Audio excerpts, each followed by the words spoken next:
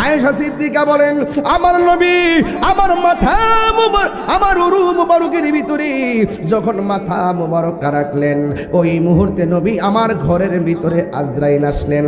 আজরাইল আয়েশা আমার নবী পাক সাল্লাল্লাহু আলাইহি সাল্লামের সিনা মুবারকের বরাবর হাত মুবারক রাখলেন। নাই নাই, আমার নবী শরীয়তের পর্দার আড়াল হলো। ওই দিক দিয়া হযরতে উমর রাদিয়াল্লাহু তাআলা আনহুর কানের মধ্যে গেল, আল্লাহর হাবিব দুনিয়া থেকে বিদায় হয়ে গেছে। হযরতে উমর রাদিয়াল্লাহু তাআলা আনহু বলেন, হ্যাঁ পৃথিবীর মানুষ আমার নবী আমাদেরকে ছেড়ে যেতে পারে না। যে বলবি আমার নবী দুনিয়া থেকে বিদায় হয়ে গেছে, আমার তলোয়ারের আঘাত থেকে তোমরা কেউ রেহাই পাবে না। ওই মুহূর্তে হযরতে উমর একেবারে গরম হয়ে গেলেন। তার পাশে ছিল হযরতে আবু বকর, মাথার মধ্যে হাত রাইখা কুরআন তেলাওয়াত যখন শুরু করলেন, উমরের অশান্ত মন শান্ত হয়ে গেল। এ যুবক ভাইরা আমার নবী দুনিয়া থেকে শরীয়তের পর্দার আড়াল হয়ে যাওয়ার পর আমাদের মধ্যে অনেক মানুষ আছে যারা বলে আমাদের জানাজা যেমনে হয় নবীর জানাজার নামাজ নাকি এমনে হয়েছে, আমাদের গোসল যেমনে হয় নবীর গোসল নাকি এমন ভাবে হয়েছে। আমি বলবো না, আমরা যেইভাবে গোসল দেওয়া হয়, আমাদের শরীর থেকে পাঞ্জাবি থাকলে পাঞ্জাবি খুলে, কথা কোন ঠিক কিনা বলেন, আমাদের শরীর থেকে পাঞ্জাবি থাকলে পাঞ্জাবি খুলে ফেলবে, আর গেঞ্জি থাকলে গেঞ্জি খুলে ফেলবে। আমার নবী আপনার নবী রহমাতুল লিল আলামিনকেও কিন্তু গোসল দেওয়ানো হয়েছে। আয়েশা সিদ্দিকা রাদিয়াল্লাহু তাআলা আনহার ঘরের মধ্যে আমার নবীকে দাফন করা হবে। গোসলের আয়োজন হয়ে গেল। গোসলের আয়োজন হওয়ার পর ওই মুহূর্তে গোসলের দায়িত্ব কে পালন করছে জানেননি? যার জন্মটা খানায় কাবা ঘরের ভিতরে হয়েছে। একটু আগে দেখছেননি পোলাটা কেমনে মৌলা আলীর শান গাইছি, আমার কলিজাটা পাগলের মতো হয়ে গেছে। এত সুন্দর করে মৌলা আলীর মান কাবাত গাইল রে। হায়দারে কাররার মুশকিল কুশা আমার নবীর গোসলের দায়িত্ব কে পাইল?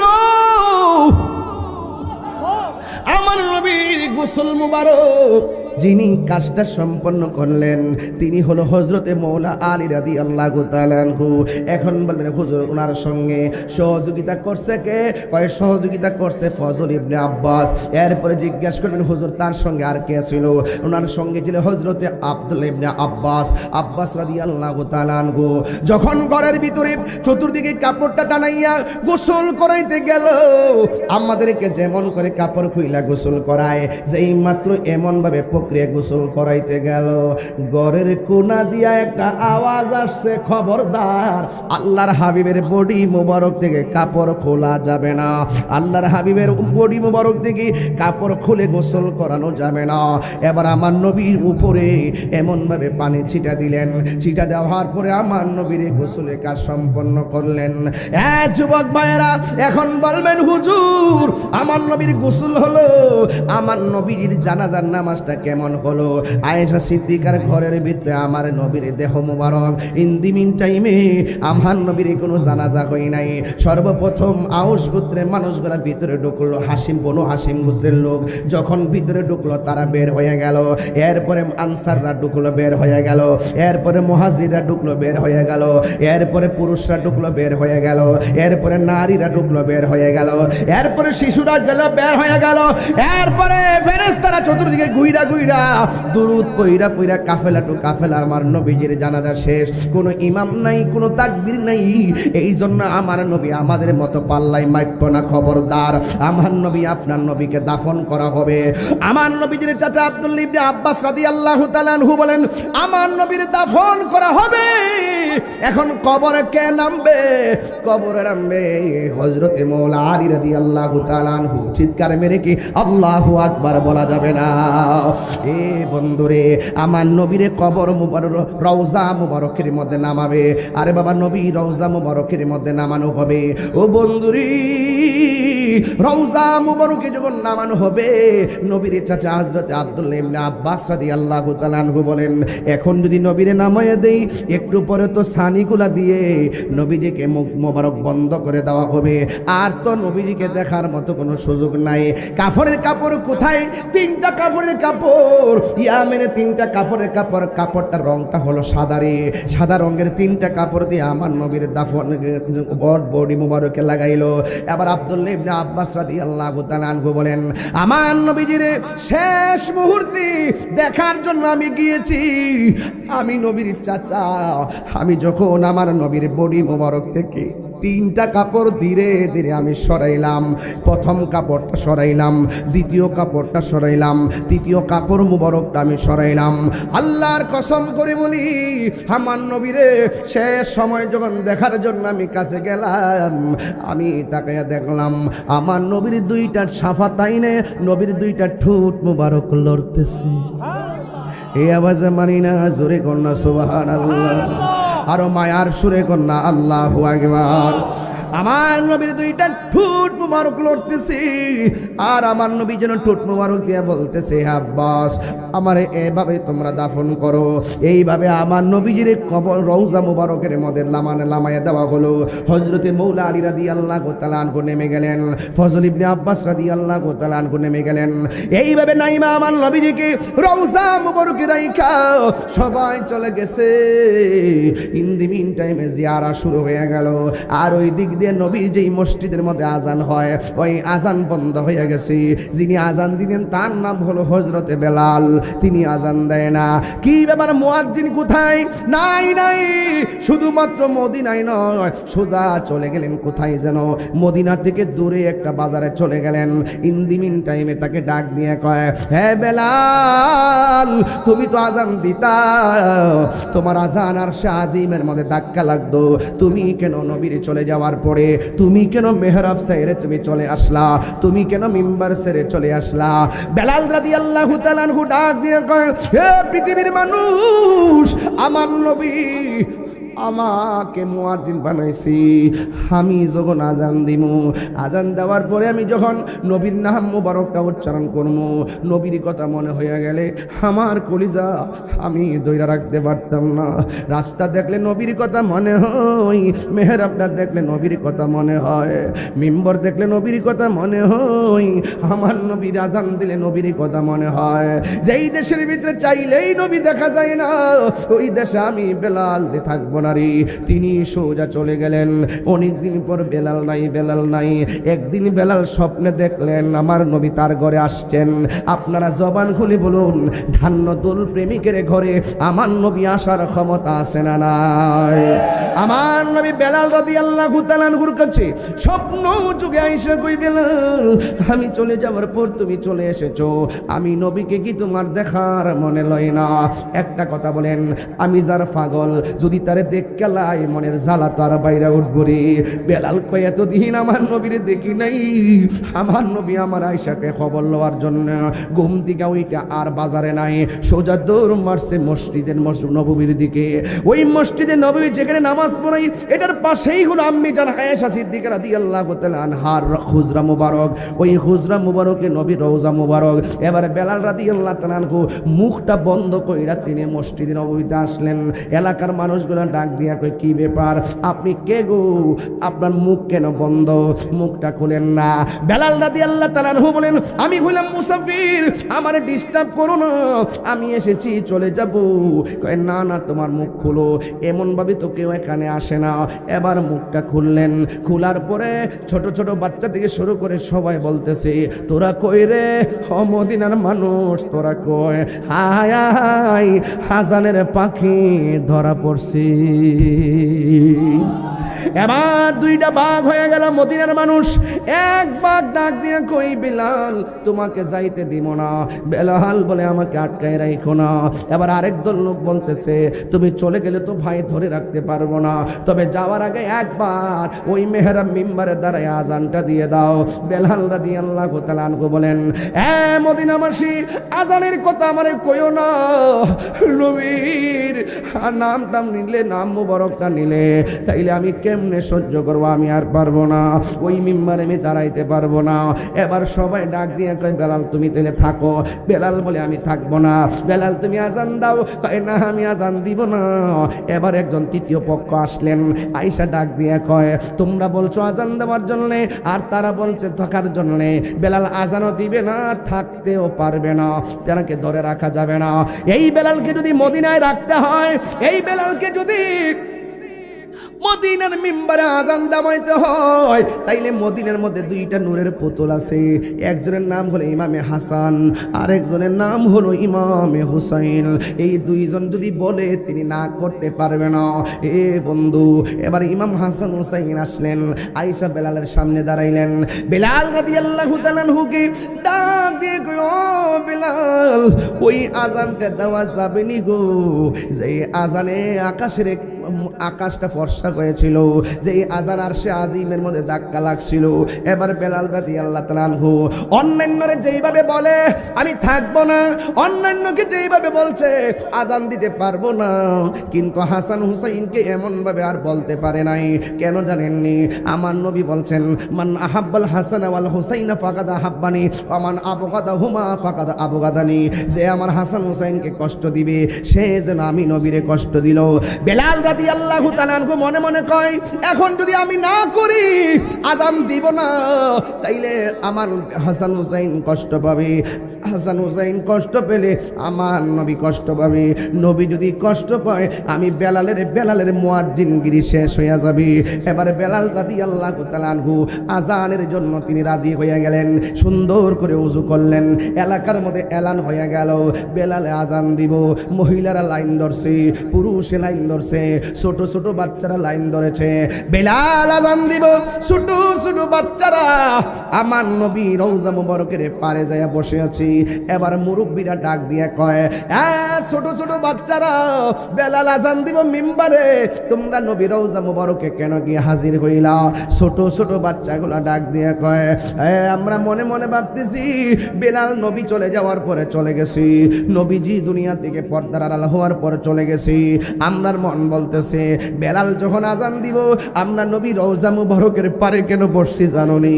আমরার মন বলতেছে বেলাল যখন আজান দিব আমার নবী রওজা মুবারক থেকে বেরিয়ে আসবো। এই জন্য নবী রওজা মুবারকের কাছে বসছি। এবার ছোট বাচ্চারা ওখানে, মহিলারা পর্দার আড়ালে, অনেকগুলো মানুষ আপনাদের মতো এইভাবে অপেক্ষা করতেছে। বেলাল রাদিয়াল্লাহু তাআলা আনহু সুন্দর করে ওযু কইরা যখন মেহরাবে মিম্বারের মধ্যে দাঁড়াইয়া আজান দিবি, আজানটা দেওয়া শুরু হয়ে গেল। সবার কণ্ঠের মধ্যে একটাই কথা, উঠো না কেন, উঠো না কেন।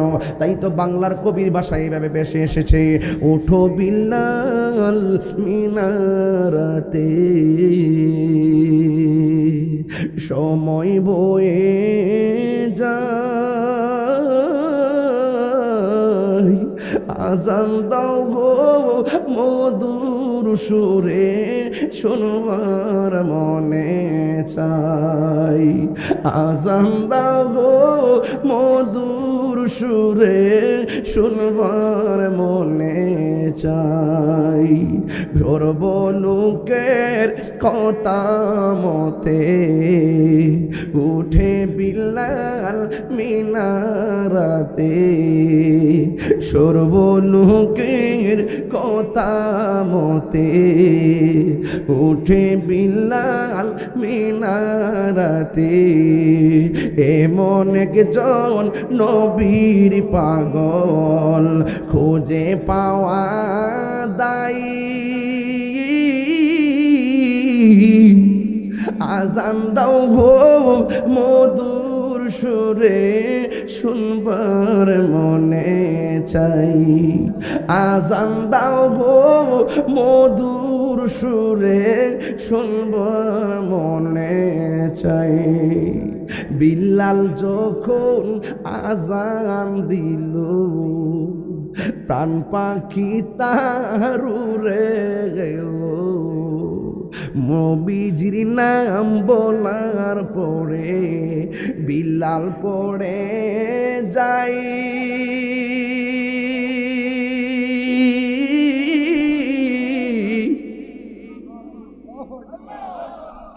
আজান দাও গো মধুর সুরে শুনবার মনে চাই, আজান দাও গো মধুর সুরে শুনবার মনে চাই, আজান দাও গো মধুর সুরে শুনবার মনে চাই।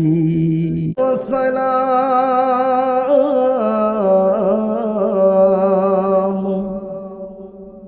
عليك يا شفيع المذنبين الصلاة والسلام عليك يا رحمة للعالمين الحمد لله الحمد لله حمدا حمدا والشكر لله شكرا شكرا الذي خلقنا ورزقنا لا تأخذه سنة ولا نوم والصلاة والسلام على أشرف الأنبياء والمرسلين وعلى آله وأصحابه وأزواجه وذريته أجمعين الذي أرسله بالحق بشيرا ونذيرا وداعيا إلى الله بإذنه وسراجا منيرا إن الله وملائكته يصلون على النبي يا أيها الذين آمنوا صلوا عليه وسلموا تسليما اللهم صل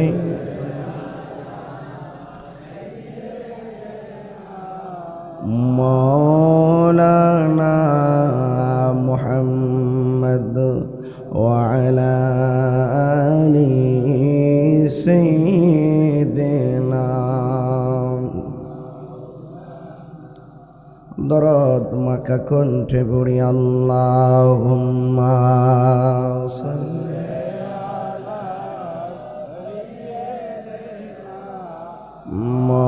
مولانا محمد وعلى آل سيدنا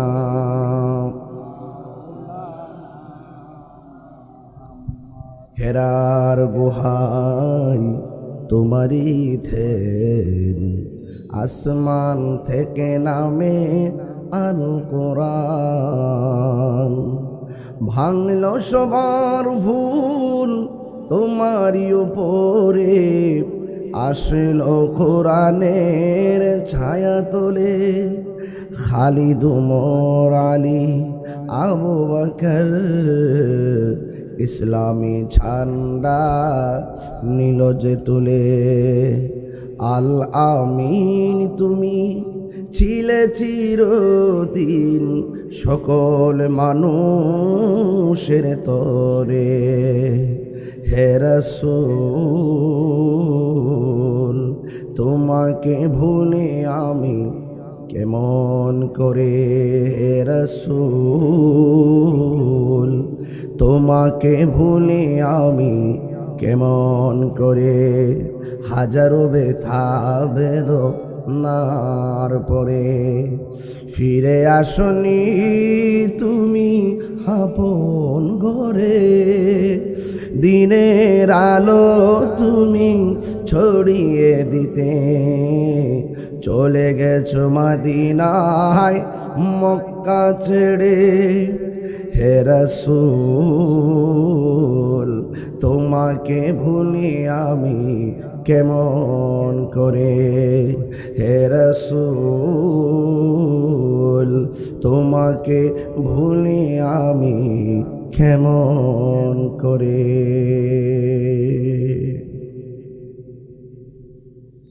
উপস্থিত ব্রাহ্মণপাড়া ধান্যদুল কেন্দ্রীয় ঈদগাহ ময়দান নূরে মদিনা ইসলামী সুন্নি যুব সংগঠনের উদ্যোগে কবরবাসীর মাগফিরাত কামনায় 12তম ওয়াজ ও দোয়ার মাহফিল, সভাপতি হযরত আল্লাহ মাওলানা মনিরুল ইসলাম সাহেব, সভাপতি নূরে মদিনা ইসলামী সুন্নি সংগঠন। আজকের মাহফিলে সম্মানিত প্রধান আলোচক, শশিয়া ফাজিল মাদ্রাসার সম্মানিত অধ্যক্ষ, সারা বাংলার জননন্দিত প্রখ্যাত আলেমে দ্বীন, যিনি সারা বাংলাদেশে সুন্নতের খেদমত করছেন, যার মুখনিসৃত আলোচনা শোনার জন্যে অনেক দূর থেকে মানুষ আসেন। তিনি এতক্ষণ খুবই চমৎকার আলোচনা করছিলেন, আমার অত্যন্ত প্রিয়তম। আমি স্টেজে বসে থেকে আমার বাড়ির উরুসের দাওয়াত করছি, মারহাবা না। আগামী মার্চের 5 তারিখে আমাদের বাড়ির যে উরুস হয়, মাহফিল হয়, মাহফিল হুজুরকে প্রধান অতিথি হিসেবে দাওয়াত করছি। আলহামদুলিল্লাহ। আল্লামা মুফতি রফিকুল ইসলাম হেলা আলী সাহেব মাদ্দাজিল্লাহুল আলী উপস্থিত আছেন। আপনাদের ধান্যদল কেন্দ্রীয় জামে মসজিদের সম্মানিত খতিব, নবিয়াবাদ কামিল মাদ্রাসার সম্মানিত আরবি প্রভাষক, আমার স্নেহাস্পদ ছোট ভাই মুফতি সফিউদ্দিন ফয়েজি সাহেব উপস্থিত আছেন।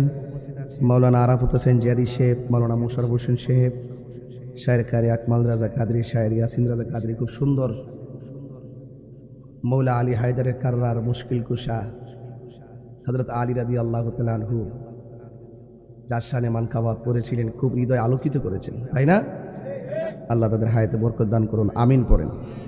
প্রধান অতিথি কুমিল্লা 5 বুড়িছং ব্রাহ্মণপাড়া মাননীয় সংসদ সদস্য। আপনাদের ব্রাহ্মণপাড়াতে আসলে সবাই জানে যে আমরা 2 ভাই।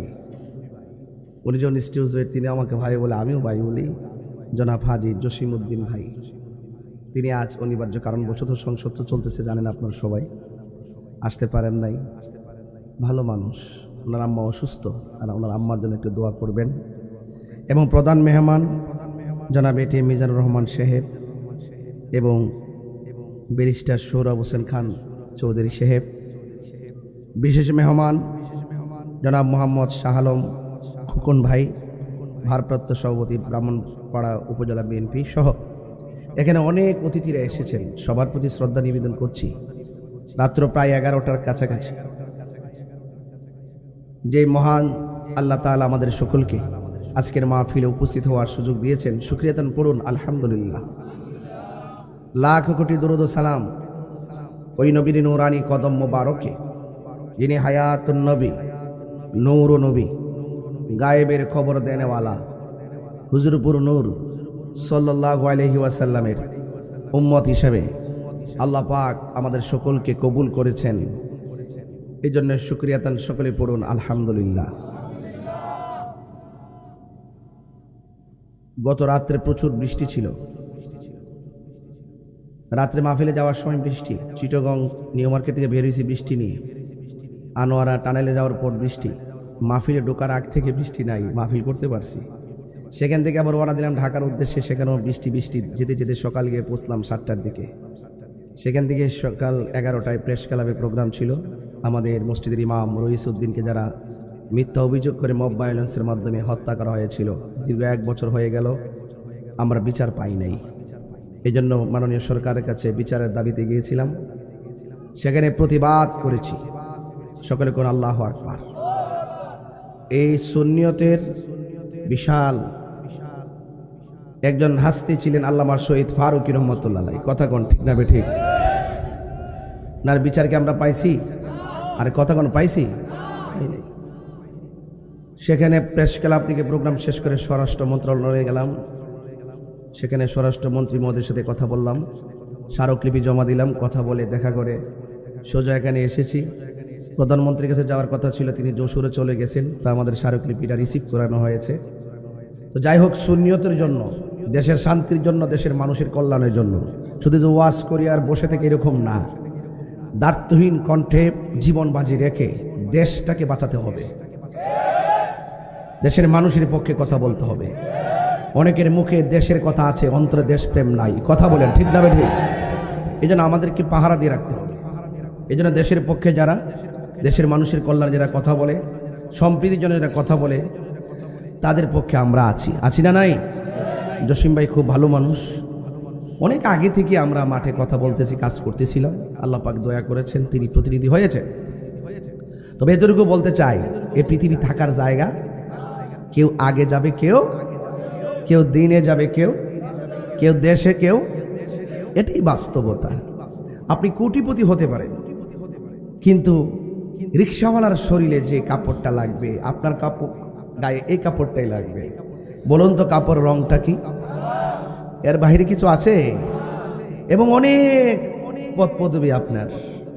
এই যে হাজার হাজার মানুষ বসে আছে, ওয়াজ শুনতেছে, কিন্তু একটা রাস্তার মানুষ মারা গেলে তাকে যে ঘরটাতে শোয়ানো হবে, একজন, এই যে আমাদের বিগত দিনে যত প্রভাবশালীরা মারা গেছে, তাদের গর্ত সেই গর্তটাই হয়েছে। বলেন সেই গর্তটা কি মাটির না? এই জন্য সকলকে চলে যেতে হবে। এই মসজিদে অনেকে এতে কাফ করছে, করে নাই?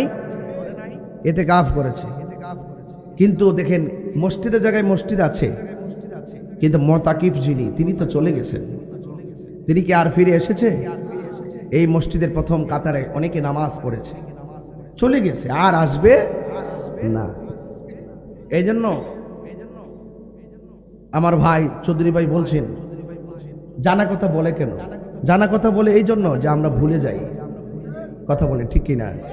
এই যে আমি যে কথা বলছি একদম কমন কথা না, কারণ উনি যদি উঠতে কবর তো আমরা জানি, ফেসলা গুনি একটা কত হলে বলতে হয়, বারবার বলতে হয় কেন? আমরা ভুলে যাই। আমরা কি হয়ে যাই? আমরা ভুলে যাই। দেখেন আপনি বাইরে থাকেননি, দেশে দেখবেন ঈদের দিন আসলে দেখবেন কত প্রকার মুসল্লি পাওয়া যায়। ও ইমাম সাহেবের তাকবীর মান দেয় এমনি, ওই এক মুসল্লি যাক যে এই যে 6 তাকবীর আমরা দিতেছি অতিরিক্ত, দেখবেন মুসল্লির মন থাকে না, ওই বইলা যায় দিকে বারবার দেখাই দহন লাগে। কথা কি ঠিক আছে? কথাটা এদের দেখাই দহন লাগে। হাদিস তো হাদিসই। এই জন্য ওই যে কমন কথা যে কইতাছি, এটা আমার টাইম বাংতাছি আর কি, বাঙ্গালি দিতেছি আর কি। তো এই জন্য এখন কথা হইল যে আমরা কি হয়ে যায়? ভুলে যায়। যদি আমরা আখিরাতের জবাবদিহিতা থাকতো, মানে মনে থাকতো, এবং আখিরাতের জবাবদিহিতা যদি আমরা মনে করতাম, তাইলে কখনো একজন মসজিদের ইমামকে মিথ্যা অভিযোগ দিয়ে হত্যা করতে পারতো না। কথা বলেন ঠিক কিনা বলেন? আজকে আমাদেরকে ব্যারিকেড দিছিল, তার কারামার্কারা দিয়া পুলিশ প্রশাসন। আমি বলছি এই ব্যারিকেড চলবে না। একটা যৌক্তিক দেবী আদায়ের লড়াইয়ে শুধুমাত্র প্রতিবাদ আমার করার দায়িত্ব নয়, যারা ব্যারিকেড দিছে তারাও আমাদের সঙ্গে সামিল হওয়ার দরকার। খুনির পক্ষে যখন আইনজীবী দাঁড়াই, আর দর্শকের পক্ষে যখন আইনজীবী দাঁড়াই, ওই আইনজীবীকে আমরা আইনজীবী মনে করি না। কথা বলেন ঠিক না বেঠে? আমরা আইনজীবী মনে করি না। এই জন্য দর্শকের বিরুদ্ধে কথা বলতে হবে, সবাই আসতে হবে। দর্শকের পক্ষে কোনো ফাইল হবে না, খুনির পক্ষে কোনো ফাইল হবে না। কথা বলেন ঠিক না বেঠে? তদন্তের স্বার্থে করবেন। আমার রইসুদ্দিনকে যখন হত্যা করা হয়েছে, একদম খোলা আকাশে দিনের বেলা হাসতে হাসতে 7-8 জন আসামিরা ঘুরে বেড়াচ্ছে, আর রইসুদ্দিন কবরে চলে গেছে। এই জন্য বিচার পাই নাই দেখে আবার মাঠে নামতে হয়েছে। কথা কি সঠিক? এই জন্য আপনাদের কাছে আমার কথা হলো, ভাই যাই করেন আর না করেন মানুষ খুন করবেন না, যাই করেন আর না করেন মানুষের হক মেরে খাবেন না। কথা বুঝতে পেরেছেন? যাই করেন আর না করেন আল্লাহর সঙ্গে শরীক করবেন না। এগুলো আপনি ক্ষমা পাবেন না। এগুলো অত্যন্ত জঘন্য অন্যায়, এগুলো করা যাবে না। এই জন্য আমি বলতে চাই, হাজার মানুষ আপনারা এসে গেছে, আমার মনে হয় অনেক মা বোনরাও আসতে পারে। এই পৃথিবী যিনি বানিয়েছেন তিনি কে? এরপরও কি আমরা আল্লাহকে স্মরণ করার মতো করতে পারি? আজান হচ্ছে মসজিদে, ক্যারাম বোর্ড খেলছে দোকানে, এরকম লোক আছে না নাই? যে আঙ্গুল দিয়ে বলবে আশহাদু আল্লা ইলাহা ইল্লাল্লাহ, সেই আঙ্গুল দিয়ে সে ক্যারাম বোর্ড খেলতেছে। সাবধান! আল্লাহ পাক আমাদেরকে সৃষ্টি করেছেন একমাত্র তার গোলামি করার জন্য। আল্লাহ পাকের হাবিব সে আয়াত মা আতাকুমুর রাসূলু ফাখুযুহু ওয়া মা নাহাকুম আনহু ফান্তাহু। আল্লাহর পক্ষ থেকে আল্লাহর হাবিব সাল্লাল্লাহু আলাইহি ওয়াসাল্লাম যা কিছু কল্যাণকর নিয়ে এসেছেন তা আমাদেরকে গ্রহণ করতে হবে। যা থেকে নিষেধ করেছেন তা থেকে আমাদেরকে দূরে থাকতে হবে। কথা কি সঠিক? বলুন। আল্লাহর হাবিব নামাজের পক্ষে না বিপক্ষে? এরপর আমরা কি নবীর কথা মানতে পারতেছি? আমরা দুনিয়াদারিতে পড়ে গেছি। এই জন্য আল্লাহর বিধানগুলো আমাদেরকে মানতে হবে, রাসূল পাক সাল্লাল্লাহু আলাইহি ওয়াসাল্লামের তরিকা মতো আমাদেরকে চলতে হবে। হুজুর হয়তো আলোচনা করছিলেন লাকাদ কানা লাকুম ফি রাসূলিল্লাহি উসওয়াতুন হাসানাহ। নবীজি হল আমাদের জন্য মডেল। আমরা যে নামাজ পড়ি, আল্লাহ কি দেখাই দিয়ে গেছেন যে তোমরা এইভাবে নামাজ পড়ো? নবীজি দেখাইছেন সল্লু কামা রাআইতুমুনি উসাল্লি, তোমরা এমন ভাবে নামাজ পড়ো যেমন ভাবে আমি নবী নামাজ পড়ি। এই যে রাসূল হলো আমাদের মডেল। এই জন্য একমাত্র মুক্তির পথ রাসূল পাকের মহব্বত। কথা কোন ঠিক কিনা? এই জন্য আল্লাহ রাব্বুল আলামিন আমাদেরকে পৃথিবীর মধ্যে পাঠিয়েছেন একমাত্র আল্লাহর গোলামি করার জন্য। আমরা আল্লাহর ইবাদত করি, আমরা আল্লাহ ছাড়া কাউকে সেজদা করি না। আমাদের দেশে অনেক মানুষ আছে আমাদেরকে অপবাদ দেয়। কি অপবাদ দেয়? যে আমরা সেজদা করি, মাজারে গিয়ে সেজদা করি। আসলে কি সেজদা করি? মাজারে গিয়ে সেজদা করি না, জিয়ারত করি। এক শ্রেণীর বট বাহিনী আছে এই বাংলাদেশে, এরা দেখবেন চোখের পলকে আপনাকে টার্গেট করলে এমন অপপ্রচার করবে আপনাকে মাটির সঙ্গে মিশাই দিবে। কথা কোন ঠিক না বেটি? এগুলো বট বাহিনী বলে আমি তাদেরকে। বুঝতে পেরেছেন? আজকে অনেক কথা বলে আসছি। ওগুলা মনে করেন লুঙ্গির তলে থাকে চা বিস্কিট খাইব, সুযোগ পাইলে দেখবেন আপনারে জায়গা মতো ভাড়াই দিব। এদের পরিচয় মুখে একটা অন্তর আরেকটা। এরকম লোক আছে না নাই? এগুলো মুনাফিক। এরকম দিনমুখী নীতি অবলম্বন করা যাবে না। এজন্য যে যেই মতাদর্শীর হন না কেন, যেহেতু আমি শুরুতেই বলছি ঘর কিন্তু মাটির ঘর, কাপড়টা কিন্তু সাদা, যে যেখানে বাহাদুরি করি না কেন জায়গায় কিন্তু যেতে হবে। ওখানে যাওয়ার পরে কিন্তু জবাব দিতে হবে। এই জন্য ধাক্কাধাক্কির সুযোগ নাই, মিলেমিশে চলতে হবে। বলুন ইবাদত পাওয়ার মালিককে। আরো বড় করে বলে ইবাদত পাওয়ার মালিককে। আল্লাহ রাব্বুল আলামিন বলেন মা আতাকুমুর রাসূলু ফাখুযুহু ওয়া মা নাহাকুম আনহু ফান্তাহু। আল্লাহ রাব্বুল আলামিন বলেন আমি আল্লাহর পক্ষ থেকে আমার বন্ধু যা কিছু তোমাদের জন্য মঙ্গলময় কল্যাণ করে নিয়ে এসেছেন তা তোমরা গ্রহণ করো, আর যা থেকে নিষেধ করেছেন তা থেকে তোমরা দূরে থাকো। এই জন্য আমার নবী হলো আল্লাহ দেখার আয়না। চিৎকার মেরে কি সুবহানাল্লাহ বলা যাবে না?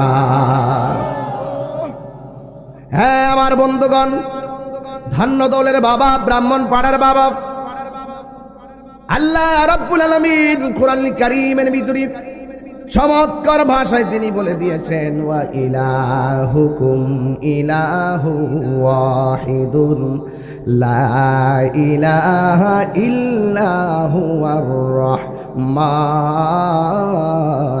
রহিম। আল্লাহ হলো একজন, তিনি ব্যতীত কোনো ইলাহ নাই। আল্লাহ ছাড়া কি কোনো ইলাহ আছে? আল্লাহু লা ইলাহা ইল্লা হুয়াল হাইয়ুল কাইয়্যুম। আল্লাহ হলো তিনি, যিনি ব্যতীত কোনো ইলাহ নাই। যিনি ছিলেন, তিনি আছেন, তিনি থাকবেন, তিনি হলো আমার রব। আল্লাহ হলো আমাদের খালেক, আল্লাহ হলো আমাদের স্রষ্টা, আমরা হইলাম মাখলুক। এই জন্য আমাদের ঘুম আছে, নিদ্রা আছে, কিন্তু আল্লাহ হলো খালেক, আল্লাহর ঘুম নাই, নিদ্রা নাই, তন্দ্রা নাই। আল্লাহ রাব্বুল আলামিন কোরআনে বলছেন লা তাখুযুহু সিনাতুন ওয়ালা নাওম। আল্লাহর কোনো তন্দ্রা নাই, আল্লাহর কোনো নিদ্রা নাই। আল্লাহ হলে একজন, এই জন্যই তো প্রতিনিয়ত নিয়ম মতো পৃথিবীর পূর্ব দিকে সূর্য উঠতেছে, আবার পশ্চিম দিকে আমরা সূর্য ডুবতে দেখতেছি, কোনো ধরনের রদবদল নাই। কাঁঠাল গাছের বীজ থেকে একটা কাঁঠাল গাছের বীজ লাগালাম, একটা গাছ হয়ে গেল, এত বিশাল বড় শাখা প্রশাখা হয়ে গেল। আবার প্রত্যেকটা ঢালে ঢালে আবার অনেকগুলো কাঁঠাল হলো। এইগুলোর পেছনে অন্য কোনো কারিগর কেউ নাই। জবানটা খুলে বলুন তিনি কে? এখন কথা হলো, আল্লাহ ছাড়া যদি একাধিক রব থাকতো তাহলে কি হতো?